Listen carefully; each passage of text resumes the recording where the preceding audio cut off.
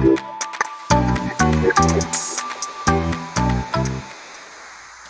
Women's History Month, everyone out in the Be Live community. I am Camille Cower, the host of the eSpot with Camille video podcast. And I have to give you my favorite Be Live tip is being able to film not only with all the different ways that they allow you now, whether it's landscape mode or portrait mode, but also having the opportunity to pre-record your content so you can use it for social media, you can use it for your own website. Like there's so many different usage that you can use your content for, as well as streaming live. Of course, we all love streaming live because that's when we get the best content, right? But there's those times when you need those little quick clips, and why not use Be Live to make it give that extra tip, that extra beauty to it, whether or not it has your beautiful logos and all the branding and the lottery jar. Like there's so many different things you can use. And thanks to Be Live, and thanks to all you women out there, keep making history, keep breaking those doors open. Happy Women's History Month.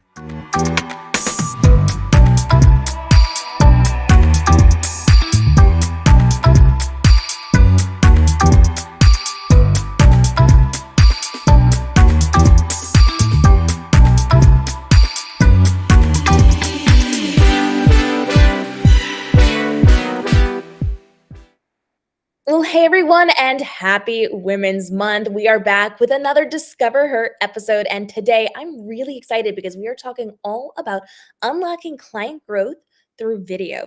Today we are joined by the fabulous Sri, and we are going to talk all about how she has transitioned from the finance world into the world of videos, specifically focusing on the medical, dental, and law sides of the world, where she is offering remote producer access, where she's creating done for you services and making your live stream ideas from that concept into a fully executed live stream. Sri, how are you?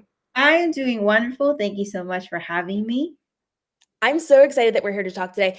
And you've made a really big transition inside of your business. Now you're helping entrepreneurs, you're helping really high level professionals in the dental space, in the law space, in the medical space to transition into growing their businesses and brands through video. But you started out in finance. Can you tell us a little bit about that shift for you? So it started in 2019, like right after my ex had passed away, the father of my child, where I was like, okay, there's no legacy left behind. And then I worked in oil and gas. And of course, if something were to happen to me, well, what can I do? What can I, fall onto? And this is where I decided to start a business. And the first business has nothing to do with video. It had everything to do with virtual assistant because I was like, hey, this is things that I know. And I also did some finance work, but it was not, finance is great. Like you understand reports, you understand numbers, you understand the health of the business, but it gets a little boring after a while. So I get that. So after that, I realized, okay, when I was told you need to hear the testimonials of people, what it's like to work with you, it's really important for your business. That's when I realized, oh, why not just get their testimonial? Why not hear their journey? And that's when I started interviewing entrepreneurs because I was like, you know what? If you want to get visibility to your business and you want to have a spotlight, what better way than to give that first spotlight to others and then have them share? Because while they're on your show, then they're resharing to their audience. Mm-hmm. And so that's how going live on Instagram started. Because I was like, look, if Lewis Howes and Gary Vee can do it, I know I can do it. And so that's where like the idea came of not just doing finance, but also helping others get confident on camera. But if at that time in 2019, 2020, 2021, beginning 2021, I wasn't sure that that is what I'm going to be doing. Uh-huh. It was when I hit June of 2021 and I hit my 100th live that I realized, okay, things need to change. I don't like being a VA. And the finance world is great, but it's not what I want to do for the rest of my life. And when I started posting on LinkedIn and going live on LinkedIn, the company I worked for didn't like that too much. And so they laid me off 9 days before Christmas in 2021. Oh my goodness, that's terrible. It happens though. But you transitioned so beautifully. Tell us more. So at the time, I was really upset, but I also learned that this is my chance to step into who I really am. And so, even on that day that I got laid off, this is real crazy. I don't suggest it to everybody, but I went live. I was a guest on a show, and the person asked me, the host asked me, he said, "So, what's going on in your world?" I was like, "I just got laid off, but I'm going to go into my business." Wow, that is quite the way to own your power with that moment. It was, and I will never forget that day. It changed my life because next thing I know, there was so much support and community. And I realized that while I was working that 9 to 5, I was building a community. I was building this platform that other people could also, hone in on their super skills and their superhero powers and who and why they should be out helping others. So in 2022, I dove into this business, but I wasn't really clear about who I wanted to work with. I wasn't clear about my offers. I wasn't even clear how to be an entrepreneur. I paid and worked with a total of 10 coaches in 2022. Wow. I do not suggest that to anybody. I don't either. Oh my goodness, that's a lot. It is. And it was during that time that one of the clients that I worked with, I actually showed them how to produce a show that Mhm. they said, "I don't want to do it. I want you to do it." And that's how I started my agency. Oh, People that I had interviewed, people that had known me for years were like, "Sri, I don't want you to feel like you can't do X, such as creating designs or copywriting."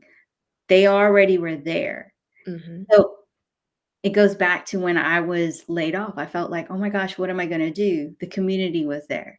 Same thing with the agency. I thought, well, how can I do these designs or how can I make this work? People were there and said, no, no, no, I want to be part of you. I want you to feel like you can do anything and we will just be working with you. And I thought that was crazy, but it happened. And so that's how I started my agency in 2022, where my first client didn't work out. Do they ever?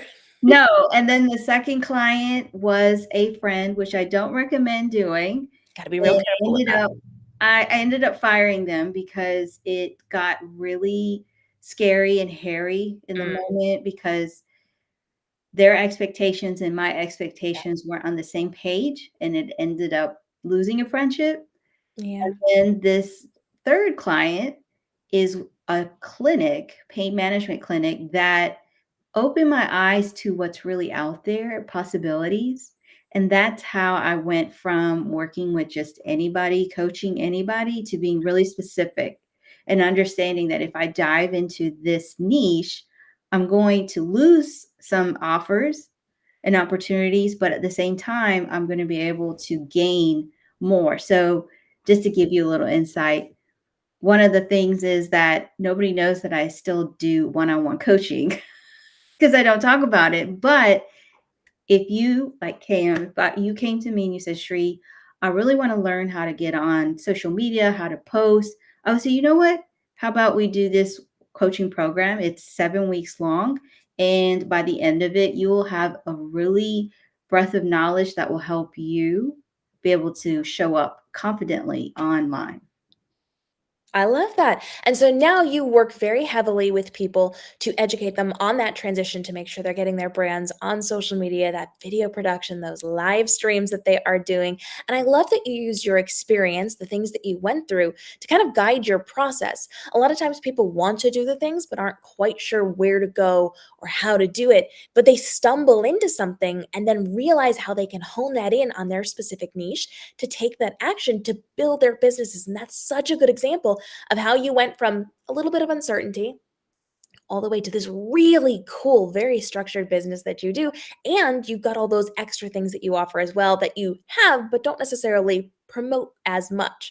So, when it comes to your business, I know a lot of what you do is teaching on video. So, can you share with us some effective tactics for engaging your audience through your videos that you're then putting on social media? So the one thing I always say is understand who are you talking to. So for example, if I'm talking to lawyers, doctors, or dentists, I ask, I did some research too, and I figure out what are their pain points. What is it that they're trying to overcome and get to what goals they have? So once I understand that, then it's easy for me to create content that speaks to them. For example, practices pay a lot of money to rank number one on Google. And I thought it's the super craziest thing, but I find that it is a common trend and they all say it and they rather pay to be ranking on Google versus posting on social media. But we all know that if you create content that introduces, like, why did you become a doctor or a lawyer? What are common questions that come in the practice? To what are common questions that you should be asking your lawyer, doctor, or dentist? Yeah. To even just saying, let me know what is the kind of content that you want to hear from me. I also suggest there are a lot of trends out there. You can do a trend, but take the trend and make it to your own. Then there's also the polls. Everybody loves to answer a question. Then there's the ask me anything, or there's also you talking in the video saying, okay, like you're holding the phone as if it's a FaceTime and you're asking directly to them, hey, what is something that you like to do? Or what is something that you would like to learn more about when it comes to XYZ problem? And this also helps with getting engagement. Sometimes you also have to understand engagement may not be on the actual post, but it will come in your DMs. Now Oh, yeah. that's powerful because comments and likes, they're great, but it's the people that save and share your content that make you wonder, like, who's really watching this? Because let me ask you, how many times has a piece of content that you've created ended up in a newsletter or blog? Yeah, I get that quite a bit. I show up on all sorts of fun places because of the content I'm creating. And I've even shown up on people's exposés on the content they've created because I engage with it. So the power of creating things and then showing up in articles and blogs is really, really strong. And the first time that this happens, you're like, wait a minute, oh my gosh, this is actually true. But when it keeps happening, then it makes you understand how important those crucial conversations in the comments, in the DMs, because then that can be content that you create, even sales calls. Yeah, that's really true. And I love that you pointed out that a lot of the people that you work with do prefer or may lean toward paying to rank on Google. But when you show them the power of content creation, that really gives them an open door to speak with their audience. I know I, as a consumer, before I make any decisions, before I decide to go to a doctor or a vet or a lawyer or whatever, I'm looking to actively see if they're engaged on social media because then I can hear them speak. I understand if they're knowledgeable. I understand that they know what they're talking about. And I will choose to go with somebody who is actively being a part of the community rather than somebody who's just ranking on Google. Right. When it comes to that video creation, while it's really powerful, we also know that there are some hurdles. So, what are some of those common mistakes that you are seeing people make, especially within those regulated industries like law, like medicine? So, some of the common trends that I see that a lot are doing is they follow trending Yeah. voiceovers or trending video ideas. And you're like, well, I want to know if you can help me with X problem. And this is how I know that this is happening because when you read the reviews, it clearly states, I did not know if you could help me. Mm, And I've seen it so many times. Or the questions come up and say, well, I didn't understand your process. Or I didn't understand that you take time to call back the patient or the client. If you are just doing trends, people are always going to be doing trends, or they're afraid to talk about certain topics. I understand there are certain legalities that they can't, like mm, things that they can't talk about, but there are things that you can talk about, you can go into, you can show and start sharing it. So, going back to your question, another trend that I see a lot of is hiding your mistakes. Mm, yeah. Many of them don't want to show their or share their story or even show up as themselves. They want to be this person. I'm like, stop. Just stop. Like, we know you get up and put on your pants the same way I do. How about you share a few things? And that's what I bring to my clients when I go to, I sometimes don't even give them the questions of what we're going to record. I just say, okay, I have your content ideas, here it is, and they're like, okay, and they make so many mistakes, but that helps them be normal, helps them get out of, it has to be perfect, it has to be like this. It's just you and talking to potential client, whoever it is, like it's a FaceTime. Yeah, that's a really valuable point. And you talked about how you actually create this plan for the people that you work with. And I have to know, what is your creation process like? So, as you are helping people to create those videos, from the conception to the publication of those videos, what is that process? So one of the things is we do research, and this is going to answer Oh, we've got Daisha a great question and there. how do you try to research your audience? Well, first thing is, if I'm working, let me take the example of my client who is a pain management doctor. So one of the things I keep asking him and his staff is, what are the same questions that you get over and over again? And then I also research other videos because the doctors that are in that same field and industry are getting the same questions too. And then comes my own curiosity, like, what does this mean? Because I could be a potential patient as Mm, well. yeah. And then we go to film day, and I go to on site and I actually film them and I let them know these are the 20 videos that we're going to do, and these are the questions. And so they review it, they come up with their answers, and we start.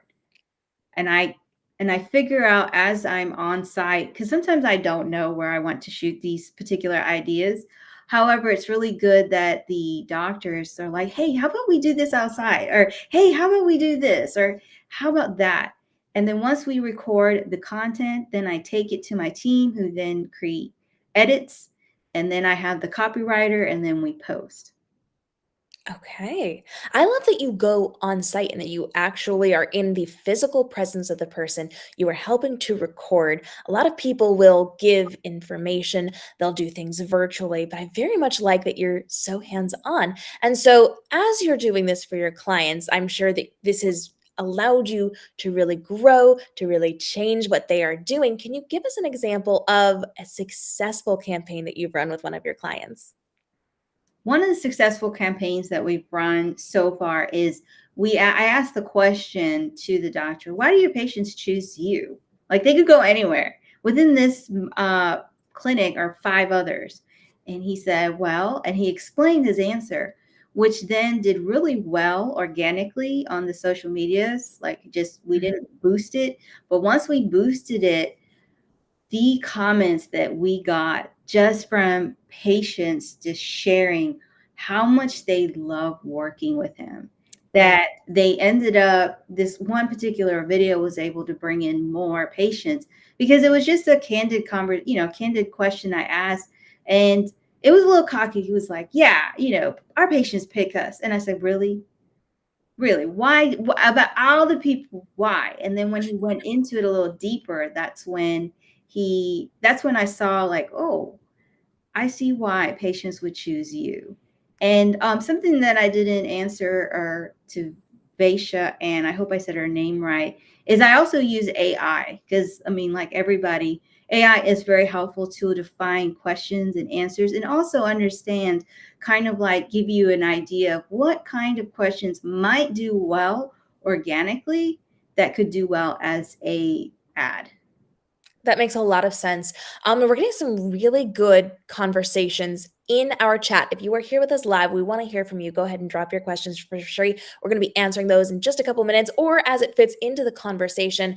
We talked a little bit about using AI to build up what you're doing inside of your business, to understand your audience a little bit more. And there are tons of episodes on AI and how you can legally, ethically, and creatively be using it inside of your business here on Be Live. So make sure you drop questions on that for future episodes, but go back and watch our past episodes as well. Now, Lala does want to know, what is the ROI when it comes to video marketing? How do you quantify it? And how can you quantify the success of a video marketing campaign? What is the difference between doing that campaign and just being a consistent content creator? So let's break this down just a little bit. What is that ROI when it comes to video marketing? The ROI starts with, what are your goals that you want to have happen in your business? So what I want is going to look different for Lala and for the pain management clinic and even for you. But what is important for the pain management clinic was that they wanted to make sure that patients knew who they were, felt confident and comfortable. So when they came to the appointment, it wasn't about asking, like, who are you? What do you do? It was more about, I know who you are, I trust you, and I know that you're going to take really good care of me. Then what's the difference between doing a campaign and being just a consistent content creator? I say there's no difference. And here's why. Because even as a content creator, we have a series. We are teaching something. So maybe this week I'm focused on Google Ads and looking at it from different perspectives. Next week could be something else. And then there's this whole journey that you're taking the client from once they find you to how they can work with you. What do you know? So for me personally, a campaign and just a consistent content creator is the same thing. I love that. And I think it's really important to make sure that you are creating content with intentionality. You're not just posting. Earlier, we were talking about chasing those trends and how that's all right, but it's not really going to get you the results that you want. When you're posting and creating content with intentionality, whether you have a defined campaign or you're just working toward growing your community and your conversation, making sure you have that through line that's going to connect you to your audience is going to lead to building up those results. So if you have questions on that, go ahead and drop it now. We're getting right up to our Q&A time. So if you've got something that you just need answered right this very second, now is the time to drop this for us. And I want to talk a little bit before we get to the Q&A about the future of professional branding. So Sri, we always like to ask people for their projections into the future. What do you foresee when it comes to professional branding with digital media? I find that it's going to mean everything, because we want to be recognized when we watch a show, watch a video, or even see, if you even hear their voice. Imagine your favorite singer, whether it's rock, bachata, classical. They all have a certain style. They all have a certain way they show up and perform. And especially singers or rappers, you don't even have to know the name, but you recognize that voice immediately. You know who it is. And the same thing for us. We want to build and create this brand that everybody knows, from even on LinkedIn, because I'm a little bit bigger on LinkedIn.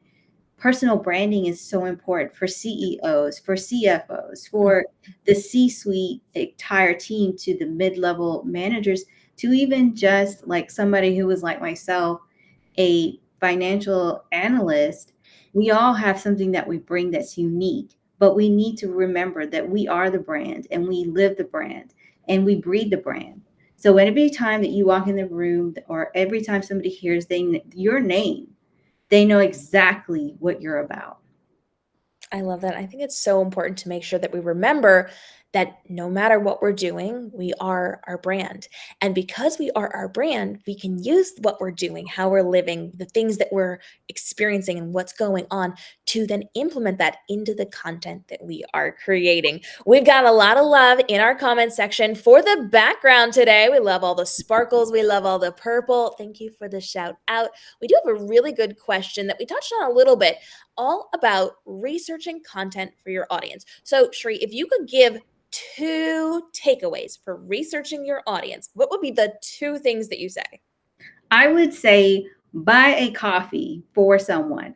Mm, Get in a yeah. conversation with the person. This is exactly what I did. I bought coffee for a few of the people that I reached out to, whether doctors, lawyers, or dentists. And then the next one is I would utilize AI with topics and then look it up on Google to be able to find out what else is out there. Because AI is great, but you need to back it up with sources. That is so incredibly true. AI is so very helpful to a lot of people, but we can't just solely rely on it. There is some misinformation out there. There's some things that it's not going to know. So when you get those ideas and those concepts and you do the work, then you can grow exponentially with the content that you are creating. We have a good question about whether or not it is important to be on all of the social platforms, or should we just choose the ones that are relevant to our niche? So how do you feel about this, Sri? So I would say definitely understand who you're targeting and where are they. Mhm. And if I could go back in my journey, I would have focused on LinkedIn more just because that's where my ideal client is. Because once you understand one platform and get to a point where you're like, you know what, I know everything I need to know, then I can go to the next platform. So you want to be everywhere, but in hindsight, you can't be everywhere. Why? Because each platform has unique nuances. So what works on TikTok, hey, it's great, but it may not work on LinkedIn or Instagram or even on Facebook. I'm a huge fan of creating content that is both independent and specific to a platform, but also creating crossover content. So, as you're creating your content, whether you are on two social platforms or 17 social platforms, you can create content that is specific to TikTok or specific to Instagram, who have very different ecosystems, and then create content that also works on TikTok and Instagram and LinkedIn and Facebook and YouTube Shorts so that you can have things that cover a multitude of places, but also have things that are dedicated to those platforms. So when people are following you on TikTok, they also want to follow you on Instagram because they're getting some of the same crossover content, but also unique content. So making sure you know where your audience is and really going to a place where you can have those conversations with them and keep up with it is really going to be important. Lala's in our comments saying, do you usually work with brands one-on-one as a doctor, or do you usually have some kind of strategy that allows you to then work with a bunch at once? So we work with one at a time and we Okay. do their whole strategy. We do their we even talk to all of their team. So to answer the question, it is like one-on-one, but it's really the whole team and my whole team and their whole team, we figure out what's going to resonate with the patients or the clients and then create that content from there. Alella also says inside of her question that I didn't get to, she's seen some brands that have a face on their TikTok account. They're a brand, but when you look at their social media, it's a consistent face that you see. So is that something you recommend to your clients to have that consistency when you are working with something like a larger doctor's office or a dental practice with multiple people involved? Or do you like showing the different aspects of that? So when it comes to a law office or doctor office or even dentist, you want to show the different doctors or dentists or lawyers because eventually you will be working with them. But when it comes to such, let's say it's a product like this water bottle, you can have a face because really what you're focused on is selling this water bottle. But when you're selling a doctor, a dental or law practice, you're selling the people that run it, that make it. Because at the end of the day, if you keep seeing the same face, then when you come into the office, you're like, who are you? I don't know who you are. I'm used to seeing this other face. And then when they say, well, it was somebody we hired, there's a lot of distrust. Mhm. That makes a lot of sense. And I think it really comes down to whether you are promoting a product and a service or some type of service where you're going to be working with doctors and dentists and law people and all of those things. So it really comes down to each individual unique business. So really, if you've got questions, Shree might be a good person to hire to help you.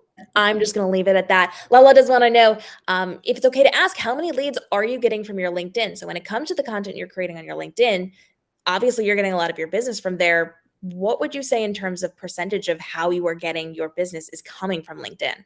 So when it comes to LinkedIn, I do take, let's say, a video that did well on TikTok. I bring it to, I bring it as is to LinkedIn. But a tip on LinkedIn is it's all about the copywriting Mhm. because it's heavy copywriting, Yeah. and so based on that, it does help because I'm speaking directly to the pain points. And as far as leads, for me, because I only need to get like 2 or 3 clients a month, my leads are a little bit less than others. So I hope that answers because you can get quite a bit. So 85% of my leads come from LinkedIn and then it comes from other places. However, if you wanted to focus solely on LinkedIn for your business, you would be fine. But that can be said for TikTok, Instagram, Twitter, Facebook. Yeah. Wherever your audience is, you can get a lot of business if you are spending the time and effort and creating the content necessary to grow that community and those conversations and build that trust factor that we've been talking about this entire episode. And this has been such a good conversation. We've had a lot of knowledge dropped on us today. Shout out in the comments what your favorite takeaway from our episode was today. And as always, we want to continue the conversation. So if you are on our rewatch, if you think of something next week, we are going to be monitoring those comments. We're going to make sure we're getting you answers on these things. And we have upcoming episodes in our Discover Her series that we're doing right here for our Women's Month, all month long. We got a little bit left to go and some really cool things we're going to be talking about. But we also want to make sure we're continuing this conversation and reaching out to Sri on her socials, especially if you want to work with her. So, Sri, where are you going to be able to be found out on social media? So you can find me on LinkedIn, Instagram. Well, let me just make it easier. You can find me on any social media platform. And if you have a question, just let me know. Also, give a shout out to everybody who's here. I want to give you a shout out to you. Thank you so much because without you, we wouldn't have the show. And so I appreciate all of you and I appreciate the host so much. Well, I've had such a great time chatting with you today. We've learned a lot of really great things, and we cannot wait to have you back here on Be Live. Lala wants to leave today's conversation with your top 3 tips for people who are starting to grow their businesses through video. So, our top 3. What's our first one? The first one is just love the way you look on camera Yes. because there are moments where you're like, I don't like the way I look, but love the way you look. The second one is it doesn't have to be perfect. Yes. If you have watched the series on Who the F Did I Marry, she showed up all 50 parts, 10 minutes long, looking like she just woke up. But yet, so many, when I say so many, millions of people watched. So it doesn't have to be perfect. And then the second one is have fun. Because at the end of the day, it's, you've already had a stressful day, so just have fun with this process of creating content on video. Oh my gosh, I love that so much, especially when you have those stressful days, when you've got a lot going on. Just being able to sit down with the community that you've created and cultivated and formed an alliance and a communication with is just such a breath of air. It's just so freeing to be able to sit down and have those conversations and then build up what you are doing to do really cool things on social media. Shrey, thank you so much for joining us today. We have had so much fun with you. We're really excited to have you back. We're going to be talking to you again in the future. And we are going to have some really cool episodes coming up. Next week, we've got another episode of the Discover Her series as we are celebrating Women's Month all month long. Let us know the powerful women in your life that you would love to see here on the show. We are always taking suggestions for guests to come on, just like Sheree, to share all of their knowledge, all of their wisdom, and all of their experience over the course of their careers so that we can build up what we're doing too.